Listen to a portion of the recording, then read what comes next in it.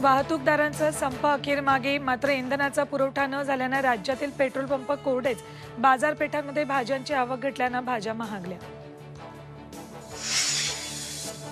नागपुरात आज school bus van चालकांचा संप. नव्या मोटार वाहन कायद्याविरोधात संविधान चौकात निदर्शनं.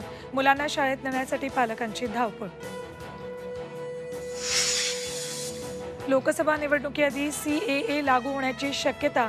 गृह मंत्रालयाच्या अधिकाऱ्यांना दिली महत्त्वाची माहिती. अंतरवाली सराटीत मराठा समाजाची बैठक. 20 जानेवारीला मुंबईला निघणाऱ्या पायी मोर्चाचं ठरणार नियोजन. देशाच्या बहुतांश भागात मार्चपर्यंत पावसाचा अंदाज. महाराष्ट्रासह देशाला अवकाळी पावसाचा फटका बसण्याची शक्यता. शेतकऱ्यांची चिंता वाढली. आणि मुलांना मिळणार आईची पेन्शन. महिला कर्मचाऱ्यांच्या पेन्शनबाबत मोठा निर्णय. पती अपात्र ठरल्यास मुलांना पेन्शन मिळणार.